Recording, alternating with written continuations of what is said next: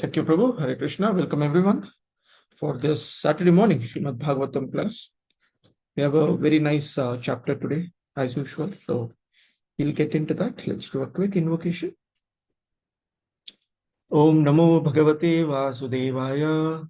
Om Namo Bhagavate Vasudevaya. Om Namo Bhagavate Vasudevaya. Narayanam Namaskritya Naram Chaiva Narottamam Devim Saraswatim Vyasam Tato Jayamudirayet Nashtaprayeshu Bhadreshu Nityam Bhagavata Sevaya Bhagavati Uttama Shloke Bhaktir Bhavati Naishtaki Mukam Karoti Vachalam Pangum Langayate Girim Yat Kripatamaham Vande Shri Gurum Dinatarnam Parmanandamadam Shri Chaitanya Ishwaram. That's it. Hare Krishna. Come on. So we are discussing chapter 9. Okay, let me share my screen and then we'll do a bit of a recap after reading the shloka. Okay.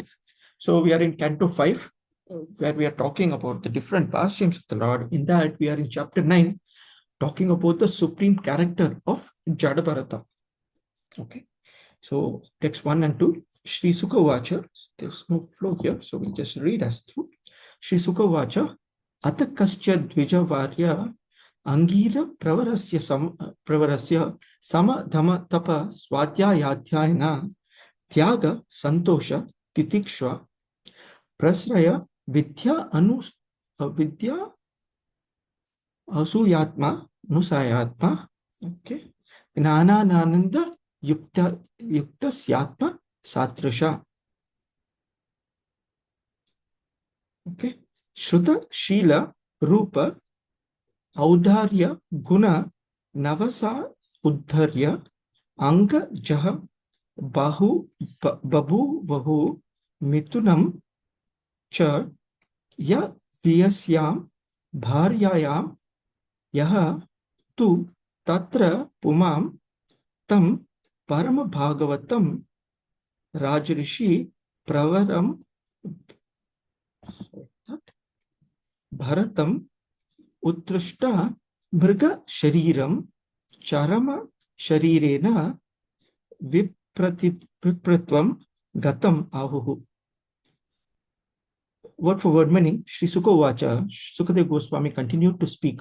Atha, thereafter, kasyachat, of some Tvija Parasya, Brahmana Angiraha Pravarasya, who came in the dynasty of the great saint Angira, Sama, control of the mind, Dhamma, control of the senses, Tapaha, practice of austerities and penances, Swadhyaya, recitation of Vedic literatures, Adhyayana, studying, Tyaga, renunciation, Santosha, satisfaction, Titiksha, tolerance, Prasraya, very gentle, Vidya, knowledge, Anasuya, without envy, Atma Jnana Ananda, satisfied in self-realization, Yuktasya, was qualified with Atma Sadrisha, and exactly like himself, Shruta in education, Shila in character, Achara in behavior, Rupa in beauty, Audarya in magnanimity, Gunaha possessing all these qualities,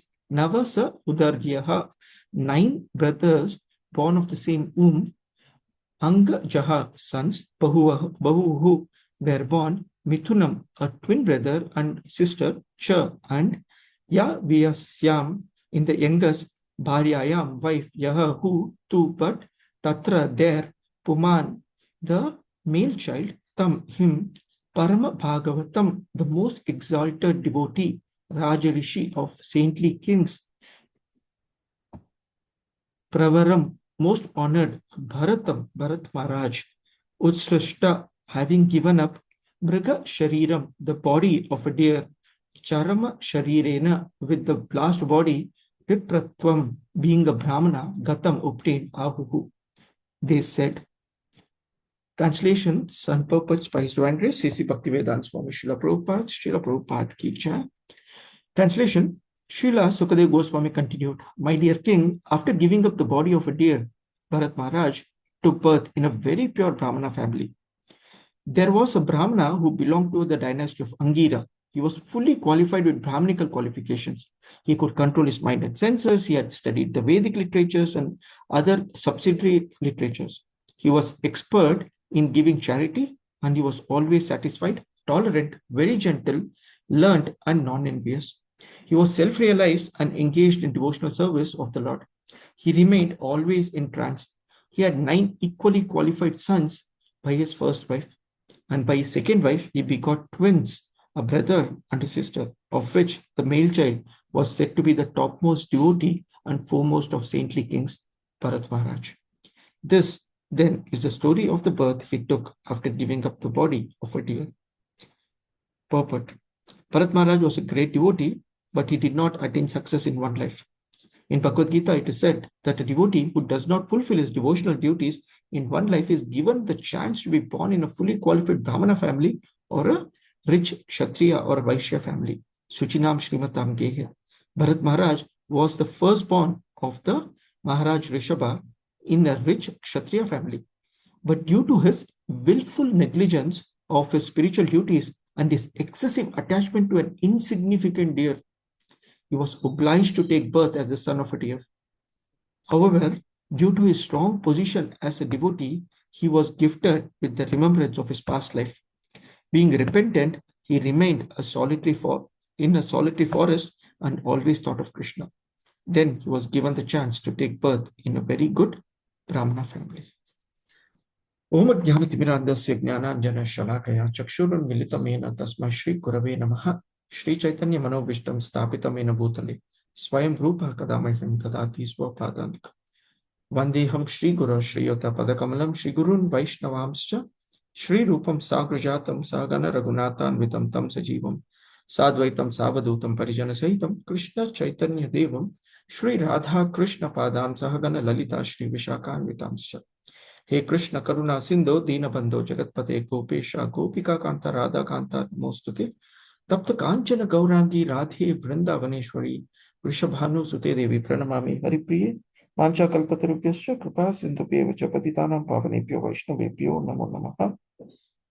नमः ओम विष्णुपादाय कृष्णप्रेष्ठाय भूतले श्रीमते भक्ति वेदांत स्वामिनिति नामिने नमस्ते सरस्वते देवे गौरवाणी प्रचारिणे निर्विशेष शून्यवादी पाश्चात्य देशतारिणे. जय श्री कृष्ण चैतन्य प्रभु नित्यानंद श्री अद्वैत गदाधर शिवासादि गौर भक्त वृंद. हरे कृष्णा कृष्ण कृष्ण हरे हरे, हरे Ram Ram Ram Hare Hare.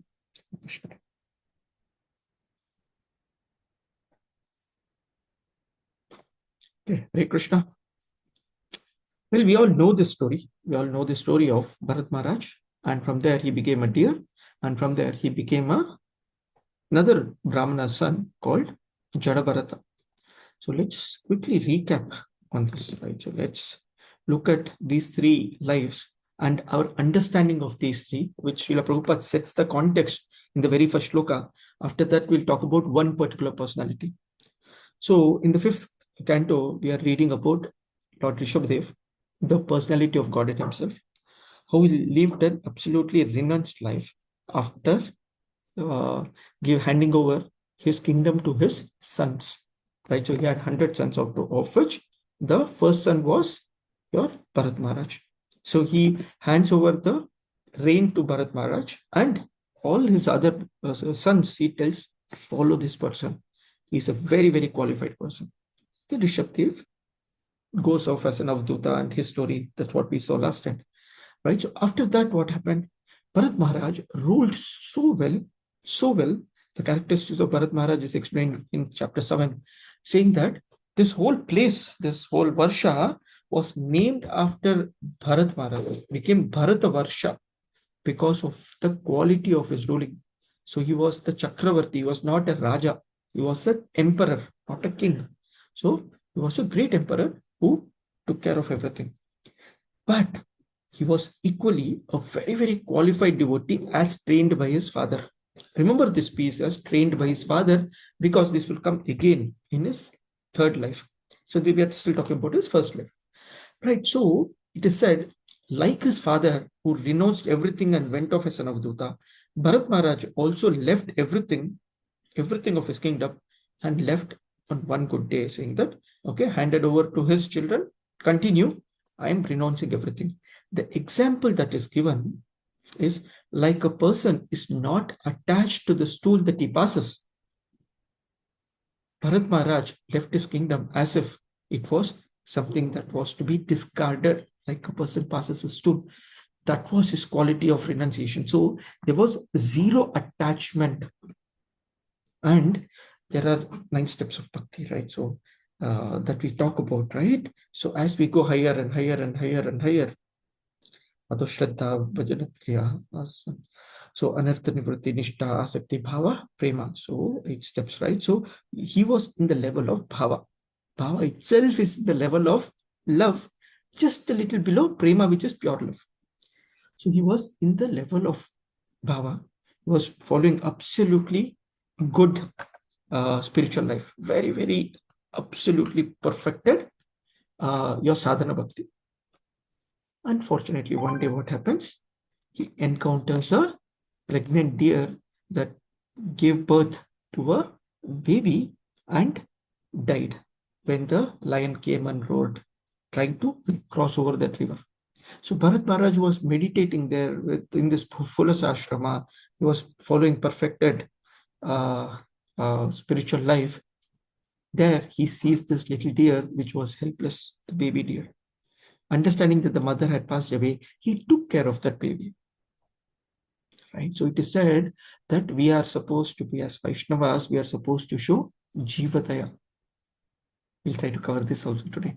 Right? So he showed Jivataya, compassion for this deer, which was not wrong. This is how a Vaishnava does.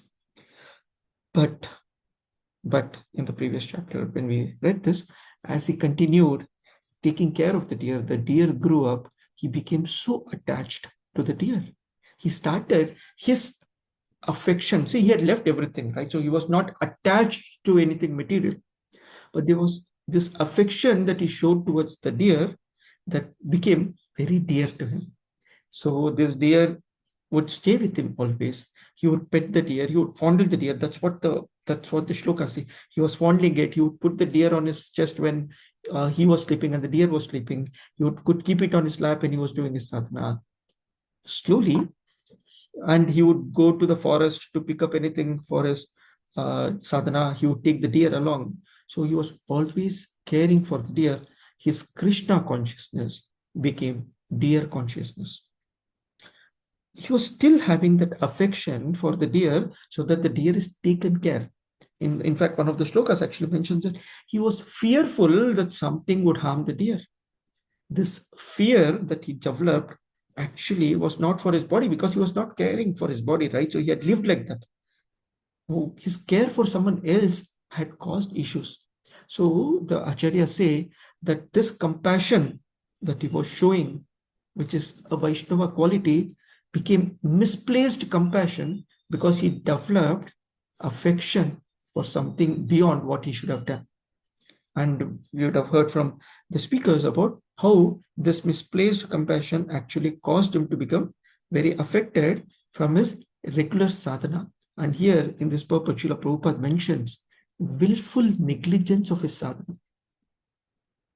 Right. In fact, in one of the examples, it is said, in one of the shlokas, it is said that he was doing his sadhana and he would intermittently get up to see if the deer was doing okay. Right. So can go back to our own sadhana that we do, our reading, hearing, okay, when we are not on video, many times when we attend our classes as well. So when we are not on video, parallel activities happen. When we are chanting, our mind is going, we say that always bring the mind back, bring the mind back. Sometimes we willfully neglect our sadhana. We willfully, what we do, while chanting, we are looking at our mobile phone. While chanting, we are looking at something on the TV or computer or whatever it is. That's why early morning chanting usually is better before the internet turns on, the Wi-Fi turns on your mobile phone. Your sadhana is very, very nice. After this ting, ting, ting, oh, only darshan is coming. No, one Prabhupada quote is coming. Oh, one Guru Maharaj quote is coming. Suddenly, you're looking at your mobile phone, forgetting what you're doing. You still feel you're doing devotional service because you're sending a Guru Maharaj quote or you're sending a message to someone which is to do with services. It is still willful negligence of our sadhana. So this is what we saw. So person, even in the stage of bhava, falls down. And that's what happened to Bharat Maharaj. Unfortunately, at the end of life, when he was about to die, he died very pitiably when the deer left him. So he was thinking of the deer, thinking that what would have happened? Did someone take away the deer? Did the hunter take away? Did the wild animals kill it? Whatever it is, he was deer conscious. And because of that, his life too was a body of a deer. So as soon as you got the body of a deer, like it is said in the Shastras, that your spiritual life starts or continues from where you left your previous birth, right? So in the body of the deer, he could remember his past life. The moment he remembered his past life, obviously he felt repentance. अरे ये क्या हो गया? What happened? I should have not done this. He understood. What happened to the deer? We don't know. That story of deer is over. But he who was attached to the deer had to go through. So not only we having pets at home is a problem, we having even our family's affection can sometimes cause downfall. So we should be Krishna conscious so that our family or the extended family, whatever is very, very affectionate to you, are engaged in Krishna service rather than saying that I am taking care of them. That's what Bharat Maharaj thought. I am supposed to protect the deer. I am the feeder for the deer. I am fearful what will happen to the deer. He did not worry about his body, but he was worried about the deer's body. Being such an elevated person, he forgot that deer was also going through its karma. Please understand, all our near and dear ones are also going through their part. You do your part. The best thing to do is bring them to Krishna consciousness. So obviously, when he understood, he did not want to stay with the other deers, but he rushed to this forest ashram where he had left his previous body, right? So in that ashrama, he stays there. He stays with the sages, and all he does was waits for his death as a deer. So he's continuing to associate, he's continuing to hear, he's continuing to take whatever prasadam, right? So in a deer body, but he is fully conscious this time of the Lord, or rather of his previous birth. And as this his consciousness kept getting purified, he got a third birth. And that's what we are seeing here. The third life is this life of Maharaj Bharata coming back as Bharata, who is popularly known as Jada Bharata. Like here in this shloka, obviously in Bhagavad Gita, it says, you get a birth in a rich, aristocratic, or a Brahmana or a devotee family. Shuchina Srimatam Kehe. So he gets birth in a Brahmana family who comes in the lineage of Angira Rishi. So all of us have some lineage, right? So Bharadwaja Gotra, this Gotra, Angira Gotra, right? So he is a very qualified Brahmana. In fact, in this shloka, it is talking about the qualities of this Brahmana. It is said that this Brahmana actually had this Sama, Dhamma, Tapa, Swadhyaya. So he was studying, he was reciting, I mean, he was fully sense controlled. He was doing his austerities, he was Santushta, he was satisfied, Titiksha. So all the 9 qualities that we study of the Brahmanas in the Bhagavad Gita, he had all the qualities. Most importantly, he was non-envious, very learned. As you become learned, you become non-envious, right? So he was non-envious, was not worried about his position. So such a wonderful Brahmana family he was born. This Brahmana had 2 wives. So the eldest wife had 9 sons. The second wife, Bharat Maharaj, and his twin sister were born. Not much of a detail is given there. Okay, but in the purport it is mentioned that this strong position. So what happened as soon as he was born? Why was he born there? And he was able to remember his past life because he was in a very strong position as a devotee in his past life. Right. So this is what we see. Okay. There are some takeaways from today's chapter, basically. So the most important takeaway, obviously, is that how do we follow Krishna consciousness and how do we look at others who are following Krishna consciousness? Let's actually discuss some bit of it. Okay. Going back, we'll go back to the shlokas. We'll not read the shlokas. They're kind of all over the place for me. Okay. Let's go to the translations and purports. Nice lessons that we have. Okay. Due to his being especially gifted with the Lord's mercy, Bharat Maharaj could remember the incidents of his past life. Although he received the body of a Brahmana, he was still very much afraid of his relatives and friends who are not devotees. He was always very cautious of such association because he feared that he would fall down.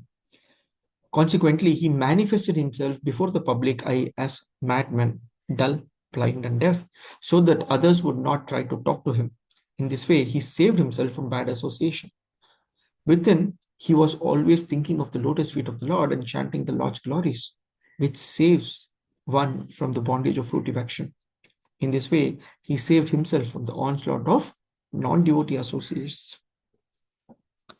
Right? So, very, very important points that we can see here. Firstly, he was still very much afraid of his relatives and friends. Are we? So we have also started our Krishna consciousness in some form or other, but are we scared to associate with our so-called materialistic friends, relatives, office colleagues, neighbors, and the gossip gangs, right? So are we actually afraid? We should be fearful. The devotee's fear is that he loses association or he takes unnecessary association. So he was in this consciousness that he was afraid. Now, there are examples that are there in the Shastras of people who are trying to actually not associate with their own kinsmen. If you remember, Duryodhana had so many so many brothers. Dhritarashtra's sons, the 101st brother, when he got a chance in the Mahabharata war to decide in the war on the battlefield, there was a public announcement saying that we are fighting for dharma here. Anyone who feels that the dharma is on the side of the Pandavas, even if they're in the Kaurava army today, can go there. And similarly, anyone who is on the Kaurava, on the field that Kaurava are the right, anyone from the Pandava side of the army can shift there. It was an announcement. And this last brother, he actually shifted sides. He left his brothers and he went there. He said that I believe the Pandavas were more dharmic. Like this, there are other examples as well, wherein our own acharyas, if you see Raghunath Das Goswami, he was so renounced that he did not even wanted association of his most beautiful looking wife. That's what the Shastra says. He was very, very rich. He had a very, very beautiful wife, and his parents. He was like a zamindar, right? So he had everything that was required, and he ran away from the house to go to take shelter of Chaitanya Mahaprabhu. And every time he ran away, they caught him and brought him back. And they got him married to a very, very beautiful looking girl, a very obedient, very nice girl. And after that, when he ran away, his father and mother, they were supposed to send people to catch him back, right? So every time he ran away, they had servants who would go and catch him and bring him back. But this time when he ran away, they said that if wealth cannot save him, if a beautiful girl as a wife cannot hold him back, if so much prestige cannot hold him back, sorry, you will not be able to get this person back. Let him become a devotee. So many of us trying to follow Krishna consciousness would have gone through this, could have gone through this, and I guess should have gone through this, wherein we have or we had to reject people, our own friends, our own relatives, because we felt that Krishna was more important or Prabhupada was more important, right? When we started, somewhere we would have gone through this. Okay, if you're still going through this, don't worry. All of us have gone through it. So it's very common. And there are going to be people you will have to let go of in your life. There are going to be people who you will have to let go of, right? So only for you to understand that Krishna is more important. And Bharat Maharaj understood this in his third life as Bharata. Yeah. So what did he do? When there is a materialistic topic, and there is a topic on sports, the World Cup cricket is happening, when there's topic on some movies, when there's topic on some politics, we can also avoid ourselves, right? So you don't need to participate. Yes, I know Rajnikant, I know Amitabh Bachchan, I know Shah Rukh Khan, whatever it is. I don't need to participate voluntarily when there is a conversation that's happening. You know what? What's that? DDLJ, I'm trying to remember. DDLJ was such a popular movie. Or itne achhe gaane the. Yes, probably I still know the lyrics. I used to follow it those days, right? So, but I don't need to voluntarily participate. At that time, I can be like a dull, blind or a deaf person or a madman. That isko to kuch nahi aata hai. Reject karo. It's better to be rejected by them than to be rejected by Krishna. So that's what he understood. He understood it in his third life. We probably are going through millions of lives. So we need to also understand this one life. Let's try to be rejected by the material people if we are not able to get reject them ourselves, so that we can save ourselves from the bad association. Okay. Within, he was always thinking of the lotus feet of Krishna and chanting the Lord's glories. Doesn't mean that I reject them, I don't participate, but I'm contemplating on them. अरे क्या topic चल रहा है? Yes, yes, I'm not participating, but क्या topic चल रहा है? Can I also hear the gossip? No, that's also wrong. We just have to understand that, okay, this is my chance. Everyone is busy discussing nonsense. Let me discuss Krishna. Let me talk to Krishna. Chanting back, that's why we have got. Right? So, nice the way this personality, Jadabharata in this case, is behaving so that he saves himself from the onslaught of non-devotee associates. Okay, a nice points. So I'll just move on to the next shloka. The Brahmana father's mind was always filled with affection for his son, Jadabharata, Bharat Maharaj. Therefore, he was always attached to Jadabharata. Because Jadabharata was unfit to enter the Grahastha ashram, he simply executed the purificatory process up to the end of a brahmacharya ashram. Although Jadabharata was unwilling to accept his father's instructions, the Brahmana nonetheless instructed him in how to keep clean and how to wash, thinking that the son should be taught by the father. Okay, responsibility of a father, right? We just said, right? So Bharat Maharaj in his previous life was taught by Rishabdev. Here, Jadabharata is being taught by his very qualified Brahmana father. Just that the Brahmana father did not understand the quality of his son.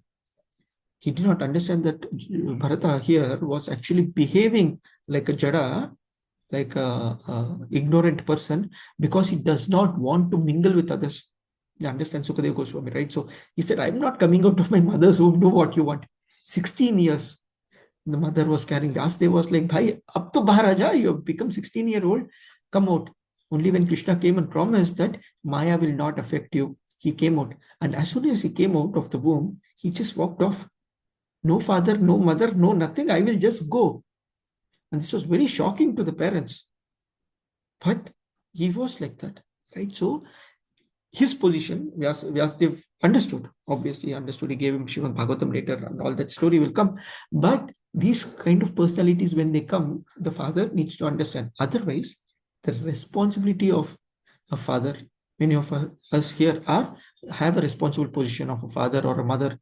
So we need to give that instruction on spiritual life to our children. Bare minimum, varna, ashrama instructions, right? So here he's got into the brahmacharya ashrama, which is basically your cross-stitch ceremony that he would get. And he would get the Gayatri mantra and minimum, so that he is a Brahmana. He's Brahmana by birth. He's trying to make him Brahmana by qualification. And Saucham, cleanliness, is one of the most important qualities. So he was giving it to his son. We actually don't do this, whatever else we do, if we don't do Haritoshanam, in fact, here there is this nice look I have not highlighted. So it says Samshuddhir Haritoshanam, right? So everything for the Toshanam, or the satisfaction of Hari. If you're not doing this, whatever we are doing, Shrama eva hi kevalam. It is just Shrama, just useless labor. Okay. Why? Because here, I'll just go to this part, right? So okay, here Srila Madhavendra Puri says, okay, whatever regulative principle, religiously, whatever you execute, if it's not connected to Krishna, it's not giving you ultimate benefit. It's giving you mode of goodness. It's probably giving you pious credits. It's probably giving you a higher planetary system in the next life. But it's not giving you pure devotional service. It's not giving you Krishna Bhakti or Krishna Prema. That's what we are supposed to hanker for. So here Madhavendra Puri actually says that, you know what, all the karma kanda processes, please forgive me. Please excuse me. Okay. Sandhya Vandanam, please excuse me. I'm not doing any Sandhya Vandana. I am not going to do all these things because I'm busy engaged in Krishna service.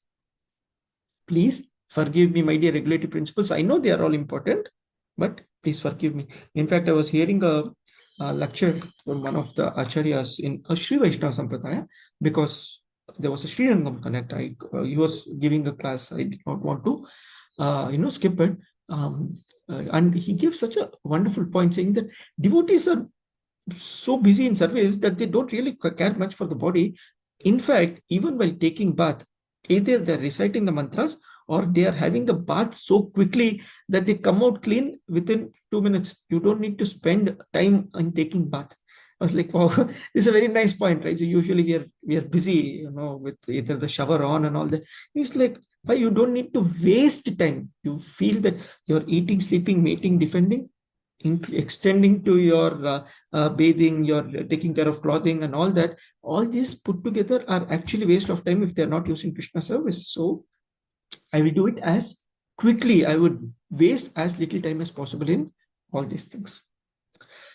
There are many such examples. Haridas Thakur again was rejected from his Mohammedan side. He was rejected from the Brahmana side. He was very happy doing Hari Toshanam. I will do just the chanting for the pleasure of the Lord, and thus he became Namacharya. Okay. So as Jadabharata or Bharat Maharaj was always engaged in devotional service within the mind, since he had executed the regulatory principles continuously for 3 lives, he was not interested in continuing to execute them, although his Brahmana father wanted him to do so. Like, so father does not understand his position here. So he wanted his son to actually follow, at least, thoda to you're born in a Brahmana family, kuch to kar do. And he's like, I'm not interested. I'm not interested. He doesn't show any interest in that, doesn't show any qualification either. Then Jadabharata behaved before his father like a fool, despite his father's adequately instructing him in Vedic knowledge. He behaved in that way so that his father would know that he was unfit for instructions and would abandon the attempt to instruct him further. He would behave in a completely opposite way. Although instructed to wash his hands after evacuating, he would wash them before. Nonetheless, his father wanted to give him Vedic instructions during the spring and summer.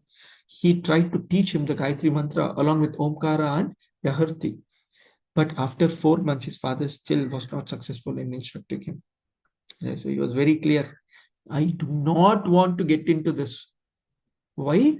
Because if you remember Rishabh Dev's story, there's a very nice analogy that was given in the qualities of Rishabh Dev, if I'm right. So it says that like a hunter does not trust the captured animal, we should not trust the mind after we have got it in control. The hunter catches the animal, he ties it up after he's captured, and he's very vigilant that the animal does not run away. Similarly, if our mind is in our control, we have to be even more vigilant because the mind is now listening to us. Don't let it run away. Mind is very tricky, right? So best friend of the worst enemy, you make him the best friend, but don't trust him fully. That's what Jadabharata is doing, which Bharat Maharaj also did. I will not get deviated. I accept Gayatri Mantra. Suddenly I become a student. Suddenly I become a teacher. I might get attracted to a student. And then what will happen? One deer made me stay back. I don't want to do any of this again in my life. So his father's attempts were all unsuccessful. Like everyone, this Brahmana was also attached to his home and he had forgotten that someday he would die. Death, however, was not forgetful. At the proper time, death appeared and took him away. Right, so his father actually left the body. Okay, the Brahmana father of Jadabharata considered his son his heart and soul, and therefore was very much attached to him. He thought it wise to educate his son properly, and being absorbed in this unsuccessful endeavor, he tried to teach him to his son the rules and regulations of brahmacharya, including the execution of Vedic vows, cleanliness, study of the Vedas, the regulative methods, service to the spiritual master, and the method of offering a fire sacrifice. He tried his best to teach his son in this way, but all his endeavors failed. In his heart, he hoped that his son would be learned scholar, but all his attempts were unsuccessful. Like everyone, this Brahmana was attached to his home, and he had forgotten that someday he would die. Death, however, was not forgetful. At the proper time, death appeared and took him away. So this is about the father. The father gives his best, trying to make his son at least a Brahmana, which is not wrong, right? So he did his best as a duty of a father. But his efforts were unsuccessful and he eventually left his body. Now, going back to Bharat Maharaj, you should understand Bharat Maharaj was the son of the second wife, younger wife, right? So his elder wife had 9 other sons. What happened? Let's see. Thereafter, the Brahmana's younger wife, after entrusting her twin children, the boy and the girl, to the elder wife, departed for Patiloka, voluntarily dying after her husband. We know this story. After the father died, the 9 stepbrothers of Jadabharata, who considered Jadabharata dull and brainless, abandoned the father's attempt to give Jadabharata a complete education. The stepbrothers of Jadabharata were learned in the 3 Vedas, the Rig Veda, the Samaveda, and the Yajur Veda, which very much encouraged fruitive activity. The 9 brothers were not at all spiritually enlightened in devotional service to the Lord. Consequently, they could not understand the highly exalted position of Jadabharata. No one could understand Jadabharata. His father did not understand. These brothers were doing a lot of karma yoga, karma kanda processes, right? So if you this whole thing, it says this Rig Veda, Samaveda, Yajur Veda, it said that even though they were learned in the 3 Vedas, which very much encourage fruitive activities. In classes, you would have heard that most of the time, our Vedas, about 80% of our Vedic literatures, talk about how to improve your karmic situation. This life you are a king, or this life you are a soldier, this life you are a Shudra, this life you are a Brahmana, next life this life you are a human being. If you follow this, next life you become superhuman, Superman, no, superhuman, right? So you can become the demigods, you can become Gandharvas, you can become Charanas, you can become whatever, right? So you can fly in the air, again, not Superman. Right, so we saw that in the Prithu Maharaj story when the Kumaras came, they were just floating in the air. They don't need a vehicle. Narad Muni, the spiritual spaceman. So the Vedas talk about these as well, while they talk about pure bhakti, very, very minimal. So they talk about karma, a little bit of jnana, a little bit of dhyana, and very little of bhakti, because bhakti is very, very expensive.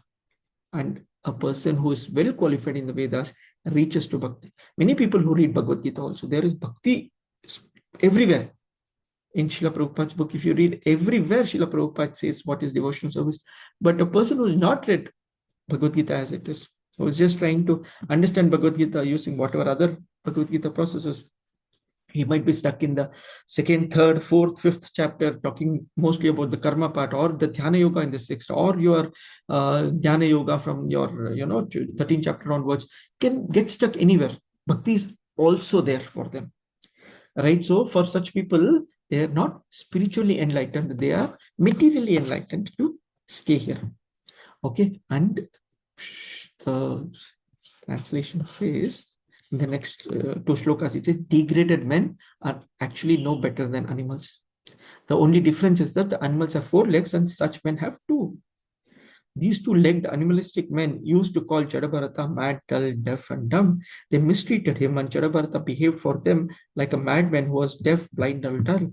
He did not protest or try to convince them that he was not so. If others wanted him to do something, he acted according to their desires. Whatever food he could acquire, by begging or by wages, and whatever came of his own accord, be it small quantity, palatable, stale, or tasteless, he would accept and eat. He never ate anything for sense gratification because he was already liberated from the bodily conception, which induces one to accept palatable or unpalatable food. He was full in transcendental consciousness of devotional service, and therefore he was unaffected by the dualities arising from the bodily conception. Actually, his body was as strong as a bull's, and his limbs were very muscular. Remember this part of a very strong body. He didn't care for winter or summer, wind or rain, and he never covered his body at any time. He lay on the ground and never smeared oil on his body or took a bath because his body was dirty. His spiritual effulgence and knowledge were covered, just as the splendor of a valuable gem is covered by dirt. He only wore a dirty loincloth and his sacred thread, which was blackish. Understanding that he was born in a Brahmana family, people would call him a Brahma Bandhu and other names. Being thus insulted and neglected by materialistic people, he wanted here and there. Big translation of these two. So basically it talks about their brothers who are more materialistic. So they used Jadabharata for all kinds of activities. They gave him very little food and he did not bother. He just took it for his sustenance. He was not at all bodily conscious. And when people neglected or rejected or insulted him, he did not worry, because he was that gem that was today covered. It was unpolished gem. Today was covered by dirt, and someday the brightness would come out. Okay, this is very nice. Srila Narottam Das Thakur has sung, Dehe Smriti Nahi Yara, Samsara Bandhana Kahantara. One who has no desire for maintaining the body, or one who is not anxious to keep the body in order, and who is satisfied in any condition, must either be mad or liberated. Right? So when not all people who behave looks carelessly, not caring for anything from the body, from your ritualistic activities, keeping it clean and all that, either that person is mad or extremely liberated person. Right? So, but here Bharat Maharaj was in the Paramahamsa stage. Jada Bharata used to work only for food. His stepbrothers took advantage of this and engaged him in agricultural field work in exchange for some food. But actually, he did not know how to work very well in the field. He did not know where to spread dirt or where to make the ground level or uneven. His brother used to give him broken rice, oil cakes, the chaff of rice, worm-eaten grains, and burnt grains that had stuck to the pot. But he gladly accepted all this as if it were nectar. He did not hold any grudges and ate all this very gladly. He was engaged in serving his brothers, and he did it just because he could do it. And whatever he got out of it, he took it.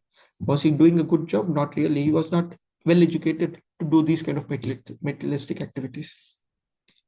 Right? So sometimes when we don't get service, or sometimes when we get services, if we not do it properly, the next time we don't get that service. And sometimes we have, okay, this person, if he's doing, I will not do with him. You know, so we hold grudges. Last time I did, they didn't even tell her thank you. Last time they called me so many times, I woke up in the middle of the night to set up this yatra or do this activity, that activity, but they didn't even bother to thank me. Right? So sometimes we might feel that our services are not properly taken care of. But understand, whatever we are doing it for the pleasure of the Lord, not for the pleasure of the person who probably gave you. They might be satisfied. They may not be satisfied with you. As long as you've done a sincere job, the Lord knows. Yeah, in spirituality, unlike in material world, in spirituality, your efforts count, not only the results. I'm hoping I'm making sense, because in material activities, when you do something, right? So, Prabhu, for 6 months, 12 ghante maine pada, Prabhu, but I got only 80% marks. We got only 80%. That's all. But a person, whatever he's done, but he's got, let's say, 96%, 98%. These days people talk crazy numbers. So if they've got that, then they are more respected. And in spiritual life, that's not the case. You spent 2 hours getting 98% marks. You spent 16 hours getting 80% marks. It doesn't matter. Right? So you're respected for the 18 hours that you put in. Your effort also matters. Anyway, so basically in Bhagavad Gita, it says, on the Paramahamsa stage, you're undisturbed, right? So sama dukkha sukham dhiram, so amritatvaya kalpate, right? So when you are in the platform of non-duality, right? So this is good, this is bad, this is happiness, this is sadness, this is hot, this is cold, this is rich, this is poor. If you're not doing that bheda, right? So if you're in that position, the happiness and distress of this material one is fit for amritatva. Amritatva is your eternal life, obviously, meaning you're fit to go back to Godhead.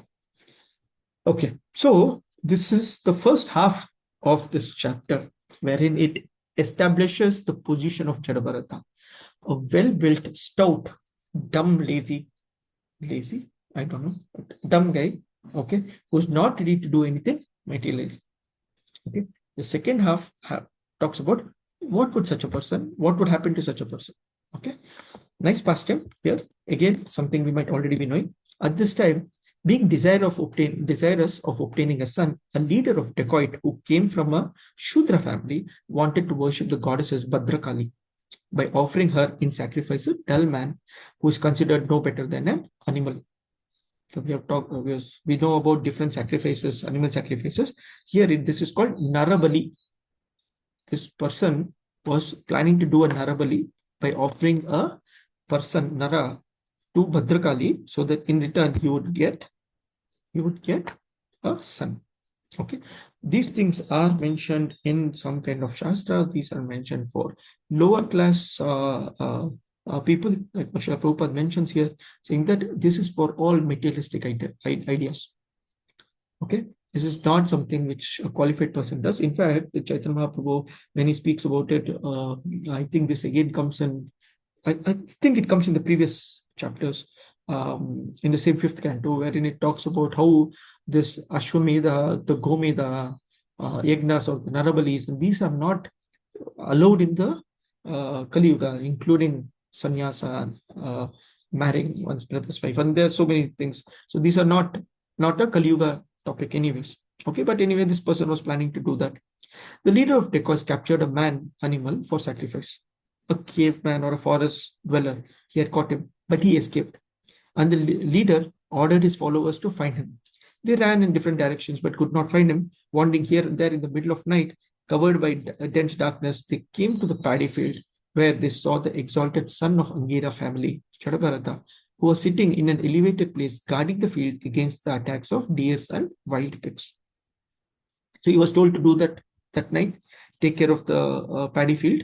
So he was sitting there, and when they came, they saw that, okay, this looks like a healthy, big person, not very intelligent. Let's take him. The followers and servants of the dacoit chief considered Jadabharata to possess qualities suitable for a man animal, and they decided that he was the perfect choice for sacrifice. Their face bright with happiness, they bound him with ropes and brought him to the temple of goddesses Kali.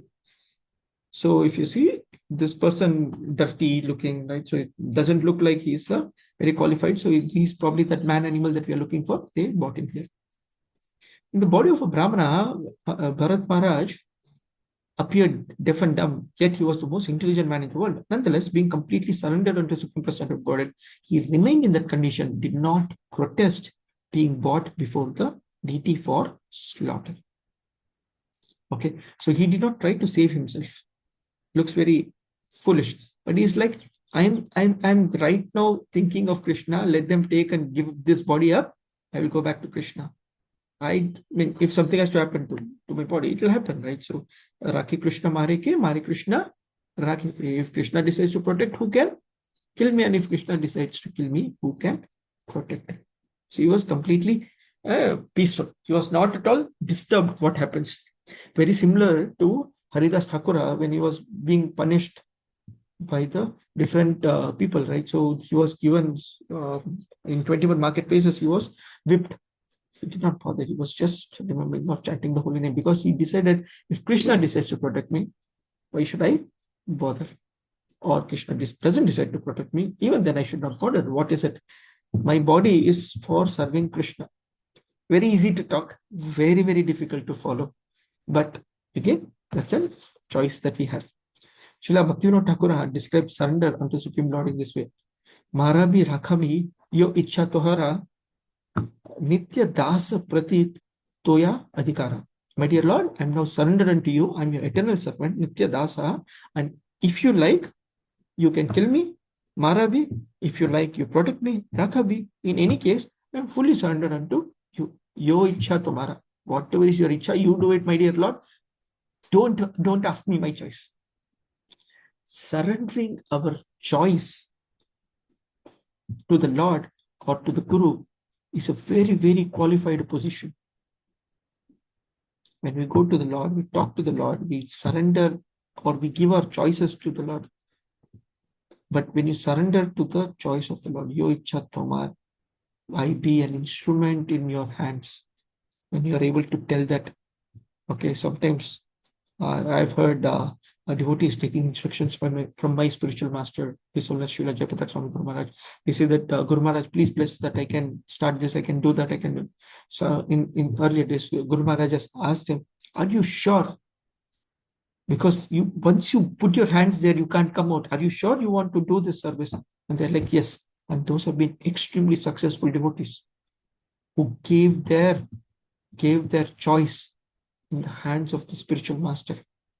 the entire, I don't know what to call it, but the entire clan of disciples of Srila Prabhupada, they gave their choice for the pleasure of Srila Prabhupada. He said, my dear Prabhupada, you tell what to do, we will do.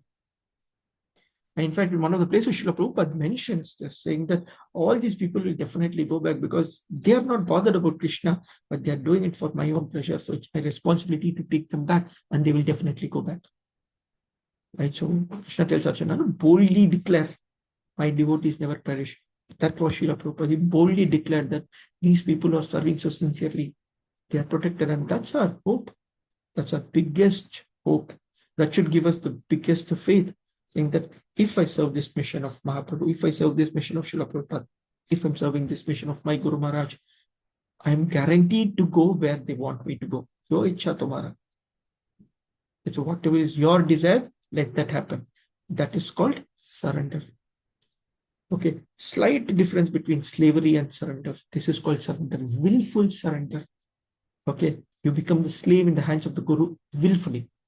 It's not by force, right? So that's where the difference comes. Okay, after this, all the thieves, according to their imaginative rituals for killing animalistic men, bathed Jadabharata, dusted him in new clothes, decorated him with ornaments befitting an animal, smeared his body with scented oils, and decorated him with tilaka, sandalwood pulp, and garlands.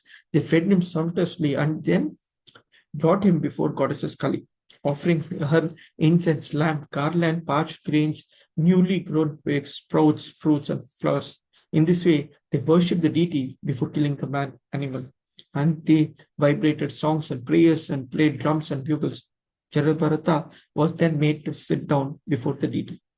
Actually, I had a couple of photos, but I couldn't get them. So this is typically, however, those old days movies that you have imagined, right? So in the forest, all the forest dwellers have captured one person, so they're going to offer it to their god, right? So very nicely dust, they dip him in water, clean him, put some scent and oil and some nice dress, garland, jewelry, everything, because they are giving pali to the Lord. No, the best thing I'll have to give, which is also common. And what are they doing? They are following all this according to their imaginative rituals and animalistic, imaginative rituals for killing an animalistic person, right? So they're actually doing that in their own way. Swavidina, their own ritualistic principles, is very significant here. According to Vedic Shastras, everything must be done according to regulative principles. But here it is stated that the thieves and rogues devise their own process for killing an animalistic man. So sometimes when we deviate from the Shastric principles, when we say that it chalta hai, then we actually are not doing the right thing. We have to do it according to Guru Sadhu Shastra.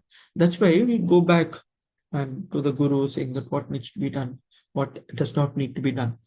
Because in a few days, right, so in about 10, 12 days, we have the biggest of the events for the year, right? So your Gaur Purnima festival. And that day also happens to be a lunar eclipse. So a lot of devotees, right from the top in ISKCON, right, so right from the GVC, a lot of devotees have been discussing on how do we follow it. What are the local customs? Will people come? Will people attend? Should we move it to a different date? There's so many discussions that have happened.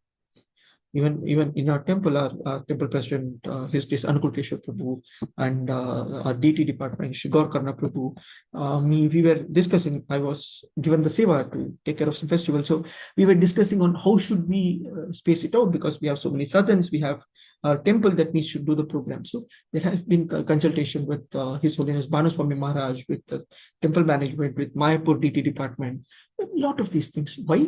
We want to do what is principally allowed, not deviating from the principles. Right, so I have seen a lot of communications going, but the dates have not finally been announced to anyone. Why? Because of such things. We have just got the message yesterday, Friday evening. The GBC has given direction, so you will hear about it shortly, mostly tomorrow after whatever discussions happens with the temple. So like that, so you have to stick to the principles. Otherwise, even though if you're doing the best of things, it may backfire. Okay, even at this time, there are many sacrifices being conducted without references to Vedic scriptures. For instance, in Calcutta recently, a slaughterhouse was being advertised as a temple of goddesses Kali. So people go there and give bali of all these goats and cows. We have seen it now. Prabhupada is writing it in the 70s. At this time, one of the thieves, acting as a chief priest, was ready to offer the blood of Jadabharata, whom they imagined to be an man animal or animal man, to the goddesses Kali to drink as a liquor. He therefore took up a very fearsome sword, which was very sharp, and consecrating it by the mantra of Bhadrakali, raised it to kill Jadabharata. Chop. Okay, so ready to chop. Okay, is Jadabharata going to leave the body? No, right? He has a Raghuvana past time to go. All the rogues and thieves who had made arrangement for the worship of goddesses Kali were low-minded and bound to modes of passion and ignorance. They were overpowered by the desire to become very rich. Therefore, they had the audacity to disobey the injunctions of the Vedas so much so that they were prepared to kill Jadabharata, a self-realized soul born in a Brahmana family. Due to the envy, these dacoits brought him before the goddesses Kali for sacrifice. Why is the envy here? Envy of another human being saying that my materialistic way will be better if I actually kill this other person.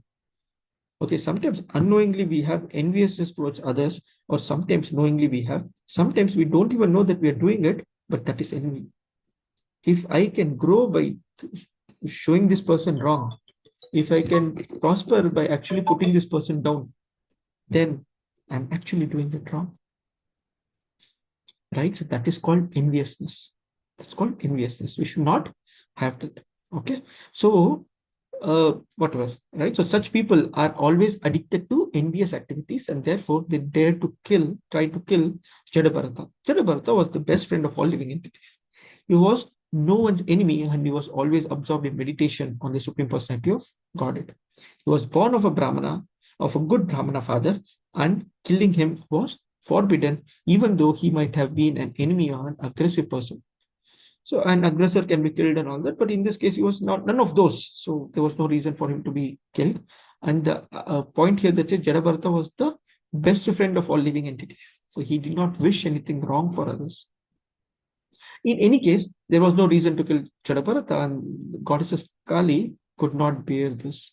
She could immediately understand that these sinful dacoits were about to kill a great devotee of the Lord. Suddenly, the deity's body burst asunder, and the goddess Kali personally emerged from it in a body burning with intense and intolerable effulgence. So he's trying to chop. He gets the chopping this one up, and suddenly the goddess Kali manifests herself.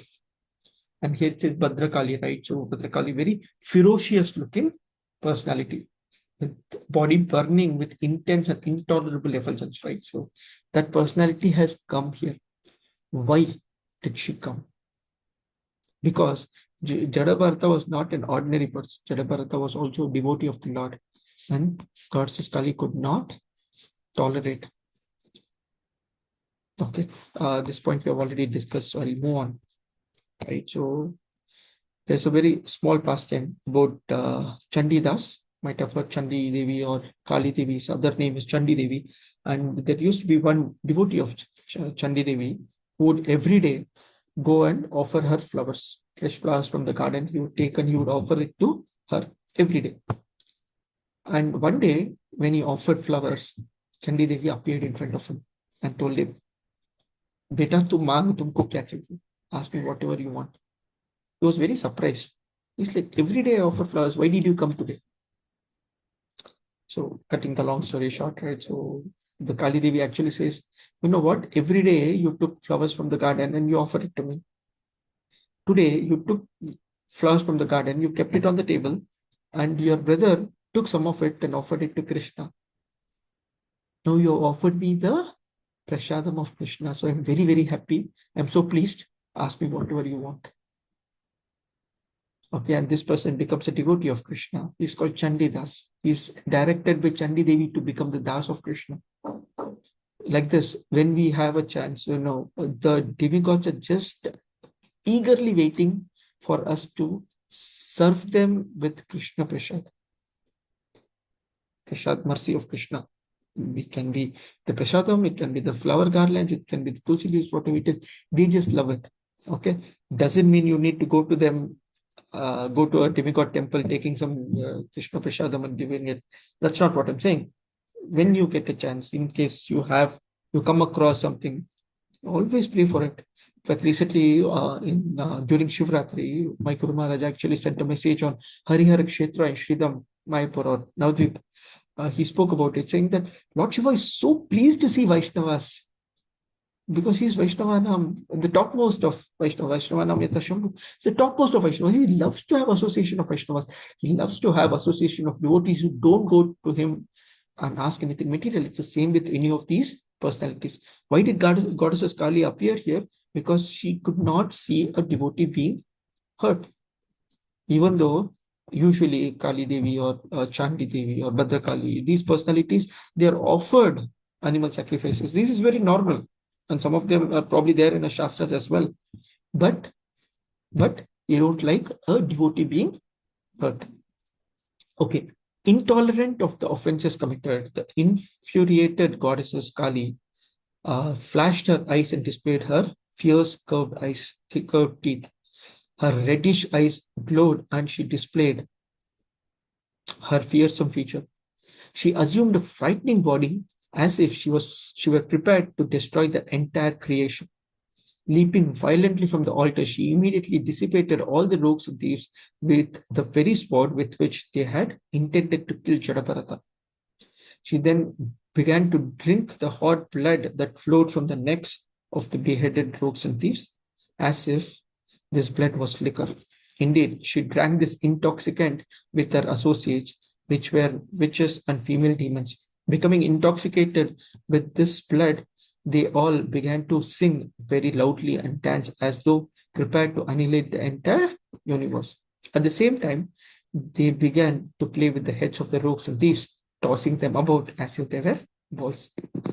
Right, so Goddess Kali comes, takes off the very chopper that this person was trying to chop Jadabharata, the so-called priest, and she chops off all their heads and hands and legs, and they were flowing everywhere, and her associates came and they were playing around.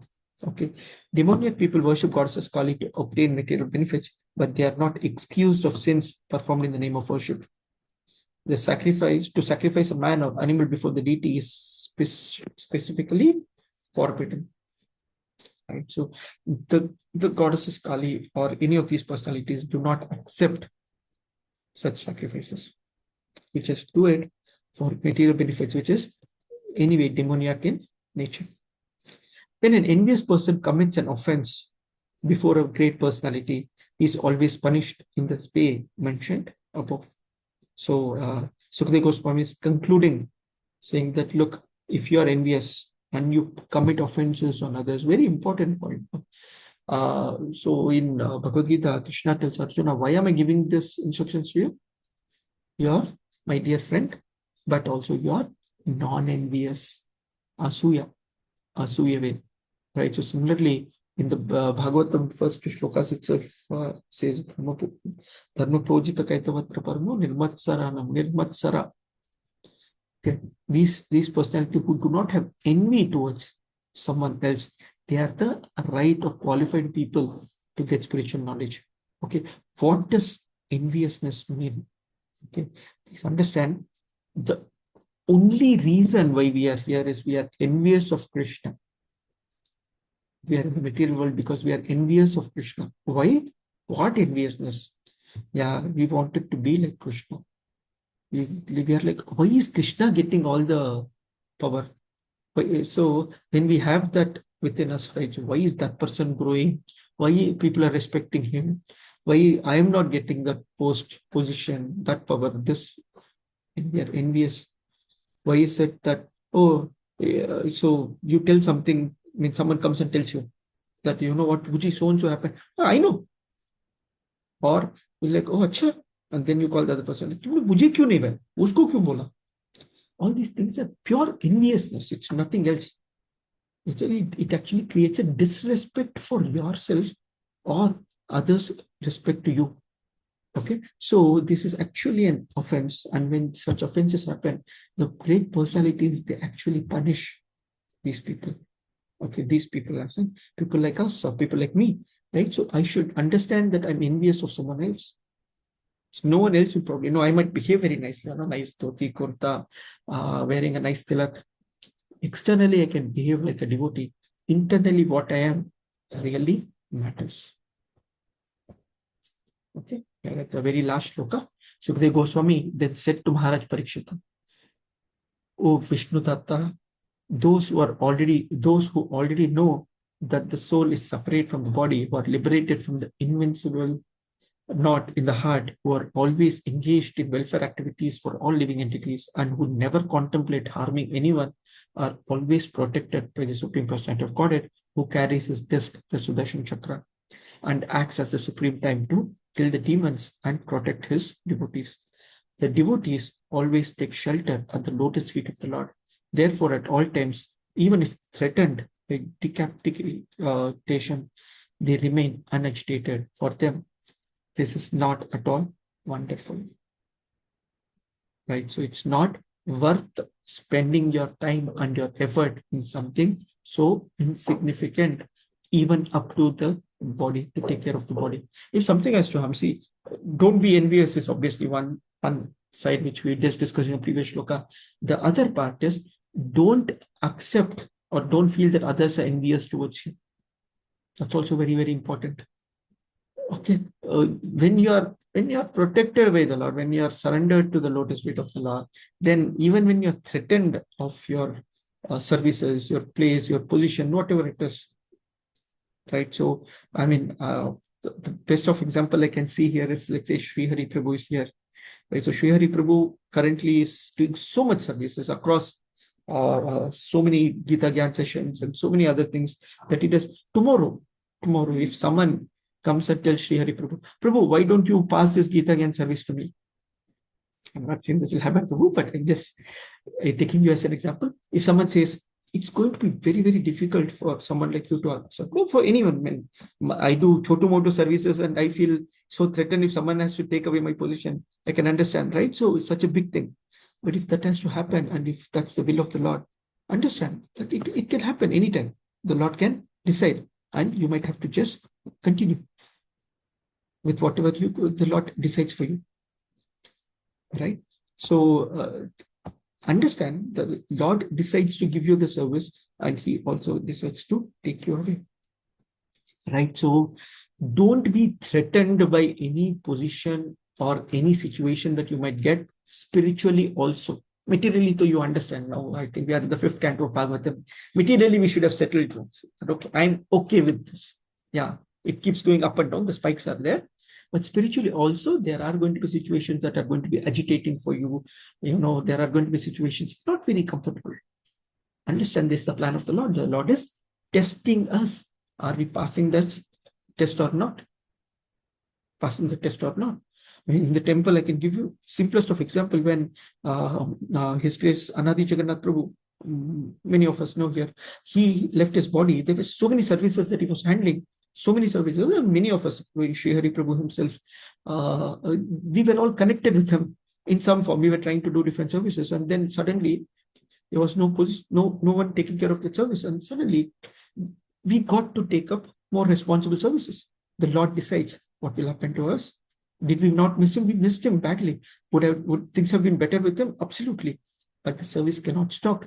So tomorrow, if I'm not there doing this particular service, the service will continue. Please understand, none of us are irreplaceable. What is irreplaceable is a relationship with the Lord.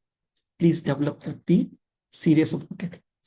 Okay. So that's what it says. Even though his life may be threatened, he is not at all afraid. He does not even treat an enemy like an enemy. Such are the qualifications of a devotee.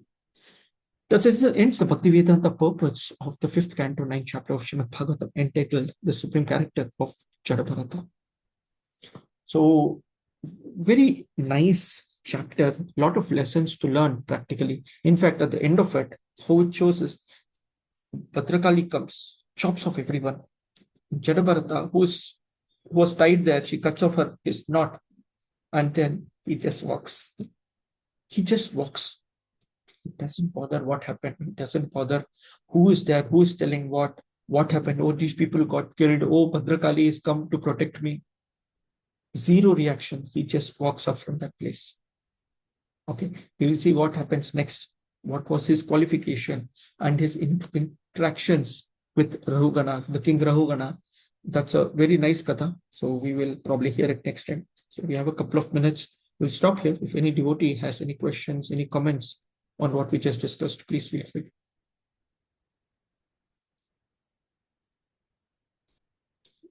Anyone has any comments?